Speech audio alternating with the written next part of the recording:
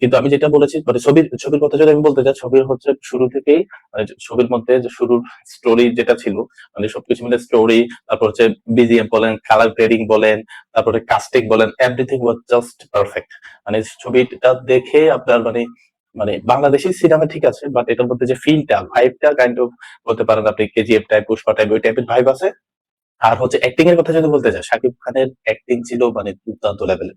Specially যখন শাকিব খান শান্ত থেকে মানে তুফানে ট্রান্সফর্ম করছে, একটা ক্যারেক্টার আছে এরকম যে একটা শাকিব খান একটা ডিল করার জন্য শান্তকে পাঠাচ্ছে, যে শাকিব মানে তুফান হয়ে সে ডিলটা করে আসবে, এবং ওই ডিলের মধ্যে যে মানে সে যাওয়ার সময় যে ট্রান্সফরমেশনটা দেখা মানে এটা মানে অন্যতম সেরা একটা অ্যাক্টিং ছিল। কারণ এটা এই ট্রান্সফরমেশন মানে এটা দেখলেই বোঝা যায় কেমন লেভেলের অভিনেতা হলে পরে এই ক্যারেক্টারটা এইভাবে করতে পারে। তারপর আরেকটা ইয়া ছিল যখন শাকিব খান তার বাবা বলতে, এটা কাইন্ড স্পয়লার টাইপের হয়ে যাচ্ছে আমি বলবো না, কিন্তু এরকম একটা সিন আছে যেখানে হচ্ছে মানে সে এমন একটা ঘটনা ঘটায়, ঘটানোর পরে তার যে মৌখিক এক্সপ্রেশন ছিল, কান্না কান্না একটু অপরাধ বোধের একটা অভিনয় এক্সপ্রেশন, এটা ইট ওয়াজ জাস্ট মাইন্ড ব্লোয়িং। মানে সবাই মানে অন্যরকম, এটা সবাই এনজয় করেছে শাকিব খানের অ্যাক্টিংটা। তো এইভাবে হচ্ছে মোটামুটি সবকিছু মিলিয়ে বলা যেতে পারে যে শাকিব খান এটাতে দুর্দান্ত অভিনয় করেছে। আর সেই সাথে চঞ্চল চৌধুরী ছিল, চঞ্চল চৌধুরী অ্যাক্টিং বিশেষ করে চঞ্চল চৌধুরী যখন স্ক্রিনে এসেছে সবাই মানে অন্যরকম হাততালি দিয়েছে, সবাই এনজয় করেছে।